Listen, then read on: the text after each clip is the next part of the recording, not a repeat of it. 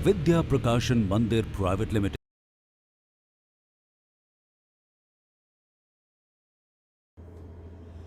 बच्चों, एक परिवार किससे बनता है?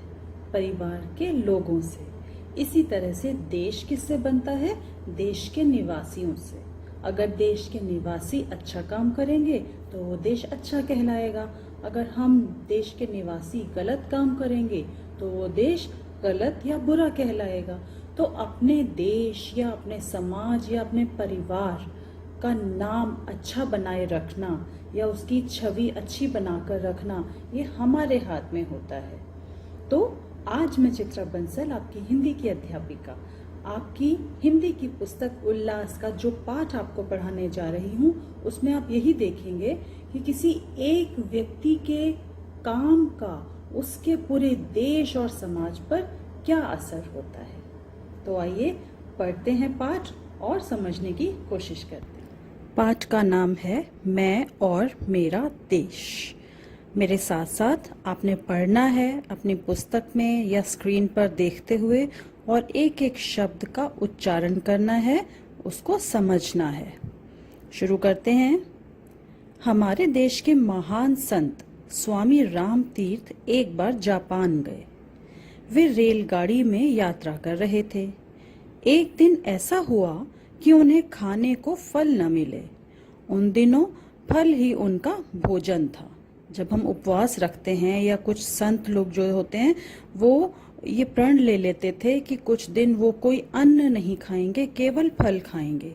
तो जब स्वामी राम तीर्थ रेल से यात्रा कर रहे थे और उन दिनों वो भोजन के रूप में केवल फल खाते थे, तो उन्हें एक दिन फल खाने को नहीं मिले। गाड़ी एक स्टेशन पर ठहरी। वहां भी उन्होंने फलों की खोज की, मतलब ढूंढा उन्होंने स्टेशन पर उतरकर कि कहीं फल मिल जाएं, किंतु पा न सके। उनके मुंह से निकला, जापान में शायद अच्छे फल नहीं मिलते। क्यों, ऐसा क्यों निकला उनके मुंह से?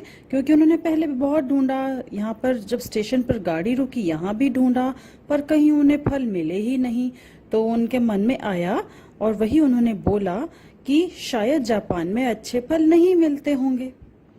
एक जापानी युवक प्लेटफॉर्म पर खड़ा था।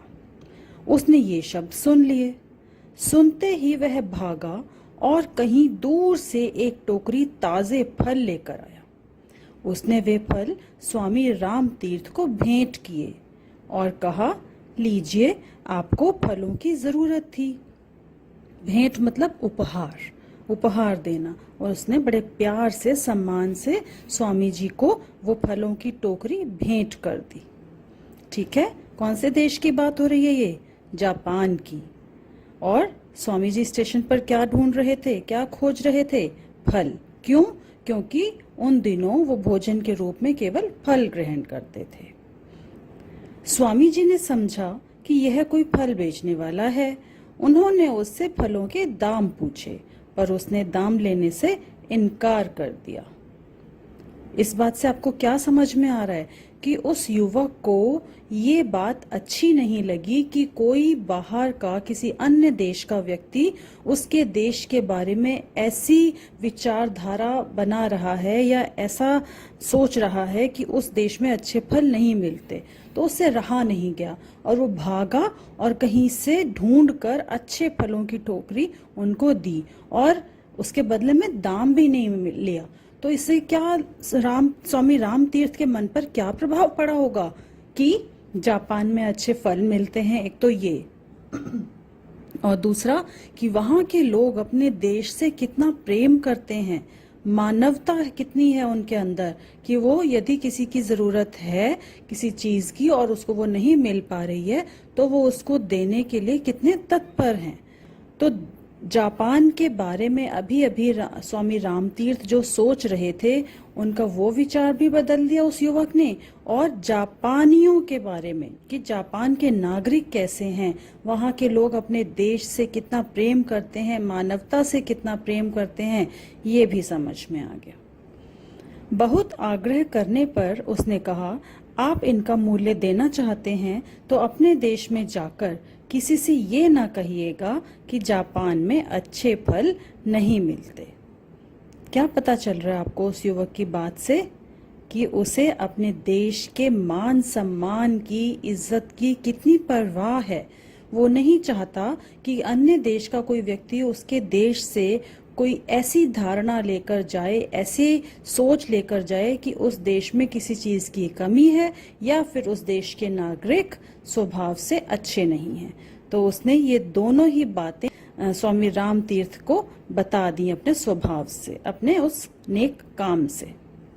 स्वामी जी युवक का यह उत्तर सुनकर मुग्ध हो गए मतलब उस आकर्षित हो गए उसके इतने अच्छे व्यवहार को देखकर।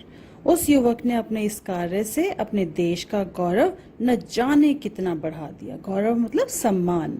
तो देखा आपने, किसी एक व्यक्ति के किसी अच्छे या बुरे काम से पूरे देश का सम्मान बढ़ता है या कम हो सकता है। तो हमें हर एक काम करते हुए ये ध्यान रखना चाहिए कि उस काम का जो परिणाम है वो केवल हम तक सीमित नहीं है, बल्कि हमारे पूरे देश पर, हमारे परिवार पर, समाज पर उसका प्रभाव पड़ता है। आगे देखते हैं। इस गौरव की ऊंचाई का अनुमान दूसरी घटना सुनकर ही पूरी तरह लगाया जा सकता है। किसी देश का युवक जापान में शिक्षा लेने आया। एक दिन वह सरकारी पुस्तकालय से कोई पुस्तक पढ़ने के लिए लाया। उस पुस्तक में कुछ दुर्लभ चित्र थे। दुर्लभ मतलब जो आसानी से मिलते नहीं हैं, बहुत मुश्किल से जो प्राप्त होते हैं। उन चित्रों को उस युवक ने पुस्तक में से निकाल लिया और पुस्तक वापस कर दी। किसी जापानी विद्यार्थी ने उसे देख लिया और पुस्तकालय को इसकी सूचना दे दी। तो ये गलत बात की ना उसने, कितना गलत किया। पुस्तक पढ़ने के लिए ली थी, उसमें से पेज फाड़ना, एक तो ये बात गलत है, पेज फाड़ने की आदत गलत है। पर दूसरी बात, उसने ये चोरी की, क्योंकि ये पुस्तक पुस्तकालय की थी और उसमें चोरी से उसने उन चित्रों के लालच में पृष्ठ फाड़े और अपने पास छुपा कर रख लिए। तो ये तो बहुत गलत बात थी। तो जो उस युवक ने उसकी शिकायत की वो बिल्कुल ठीक किया। पुलिस ने तलाशी लेकर वे चित्र उस विद्यार्थी के कमरे से बरामद किए मतलब ढूंढ निकाले और उस विद्यार्थी को जापान से निकाल दिया गया। सोचिए कितनी अपमानजनक बात है, कितना बुरा लगा होगा। पर उसने गलत काम किया था तो सजा तो उसे मिलनी ही थी। अपराधी को दंड मिलना ही चाहिए। पर मामला यहीं तक नहीं रुका और पुस्तकालय के बाहर बोर्ड पर लिख दिया गया कि पुस्तकालय में इस विद्यार्थी का प्रवेश तो वर्जित है ही, उसके देश के निवासियों का भी प्रवेश वर्जित है। वर्जित मतलब वो विद्यार्थी और उसके देश के कोई भी विद्यार्थी, कोई भी व्यक्ति इस पुस्तकालय में नहीं आ सकता। तो देखा आपने कि एक व्यक्ति के अच्छे व्यवहार से पूरे देश का सम्मान बढ़ता है और इसी एक व्यक्ति के बुरे व्यवहार से पूरे देश का सम्मान किस प्रकार मिट्टी में मिल जाता है, मतलब खराब हो जाता है, सम्मान अपमान में बदल जाता है। जहां एक युवक ने अपने देश का सिर ऊंचा किया था, वहीं दूसरे युवक ने अपने काम से अपने देश के मस्तक पर कलंक का ऐसा टीका लगाया जो न जाने कितने वर्षों तक संसार की आंखों में उसे लांछित करता रहा। तो ये जो इम्प्रेशन बनता है, ये जो धारणा बनती है किसी व्यक्ति के बारे में या देश के बारे में, ये जल्दी से मिटती भी नहीं है। अगर अच्छी धारणा बनेगी तो भी सालों तक चलेगी उसके साथ, उसके नाम के साथ। और यदि कोई बुरी धारणा बन जाएगी किसी व्यक्ति या देश के लिए तो वो भी हमेशा के लिए बन जाती है। तो ध्यान रखना चाहिए, अपने अंदर ईमानदारी, मानवता, प्रेम, भाईचारा जैसे गुणों को बढ़ाना चाहिए। हम यह समझ लें कि हमारी हीनता और श्रेष्ठता का संबंध देश की हीनता और श्रेष्ठता से जुड़ा हुआ है। हीन और श्रेष्ठ ये विपरीत शब्द होते हैं, ऑपोजिट वर्ड्स हैं। हीन मतलब निम्न, नीचे, और श्रेष्ठ मतलब महान। तो देश को हीन और महान बनाने वाला कौन होता है? हम उस देश के देशवासी ही उस देश को हीन भी बना सकते हैं और श्रेष्ठ भी बना सकते हैं। जब हम कोई हीन या बुरा काम करते हैं तो हमारे माथे पर ही कलंक का टीका नहीं लगता, बल्कि हमारे देश का सिर भी नीचा हो जाता है और उसकी प्रतिष्ठा गिरती है। प्रतिष्ठा मतलब उसका सम्मान जो है वो कम हो जाता है। जब हम कोई श्रेष्ठ कार्य करते हैं तो उससे हमारा ही सिर ऊंचा नहीं होता, बल्कि देश का भी सिर ऊंचा होता है और उसका गौरव बढ़ता है। तो जैसे गलत काम करने से हमारा और देश का सम्मान कम होता है, देश पर कलंक का टीका लग जाता है, दाग लग जाता है उसकी छवि पर, उसी तरह से हमारे श्रेष्ठ कामों से, अच्छे कामों से हमारे साथ साथ देश को भी सम्मान मिलता है।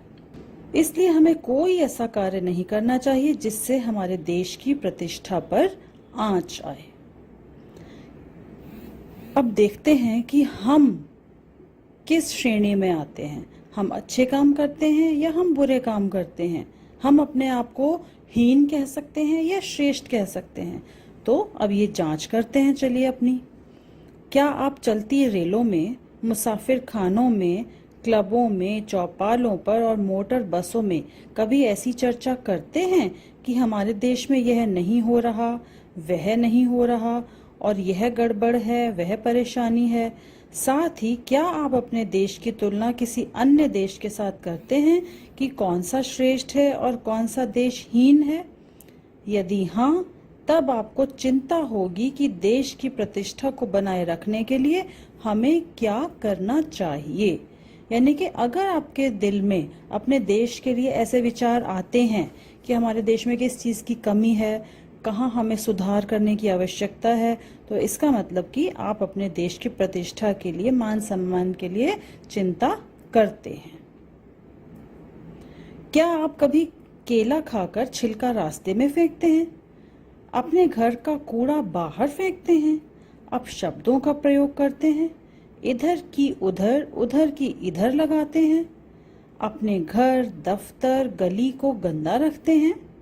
होटलों, धर्मशालाओं में या दूसरे स्थानों पर जीनों के कोनों में थूकते हैं। उत्सवों, मेलों, रेलों और खेलों में ठेलम ठेल करते हैं। ठेलम ठेल करना मतलब धक्का मुक्की करना, आगे निकलने की कोशिश करना और वहाँ के जो नियम हैं उनका पालन न करना। निमंत्रित होने पर विलंब से पहुंचते हैं, मतलब यदि आपको कहीं बुलाया जाता है, निमंत्रित किया जाता है, तो क्या आप देर से पहुंचते हैं?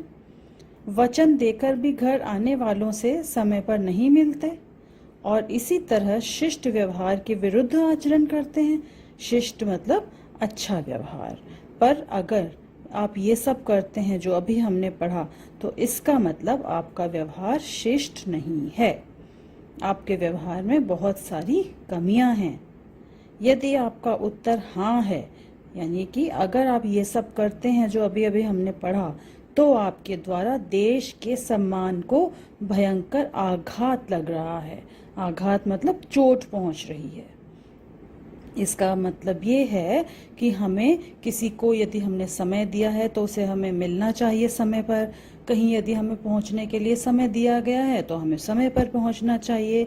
इधर उधर घर में या बाहर कहीं गंदगी नहीं फैलानी चाहिए। तो ये सब अच्छी बातें जब हम अपने आचरण में लाते हैं तो हमारे साथ साथ हमारे पूरे देश की छवि अच्छी बनती है। यदि आपका उत्तर नहीं है तो आपके द्वारा देश का सम्मान बढ़ेगा और संस्कृति भी सुरक्षित रहेगी। यानी यहाँ पर लेखक ने जो जो प्रश्न हमसे पूछे हैं, अगर हम उनका उत्तर ना में दे रहे हैं तो फिर ठीक है। इसका मतलब हम देश की परवाह भी करते हैं और हमारे कामों से देश की इज्जत, उसका मान सम्मान बढ़ने वाला है। अपने देश की संस्कृति की हम सुरक्षा करते हैं, क्योंकि हमारे देश की संस्कृति हमें साफ सफाई रखना, पर्यावरण की सुरक्षा करना, सबको इज्जत देना, अच्छी अच्छी बातें सिखाती है। और अगर हम वो सब नहीं कर रहे हैं तो हमारे देश की संस्कृति को भी ठेस पहुंच रही है। तो इन सब बातों का ध्यान रखना है। जब भी कोई गलत विचार मन में आए या कोई गलत काम हम करने लगें तो अपने आप को रोक लीजिए।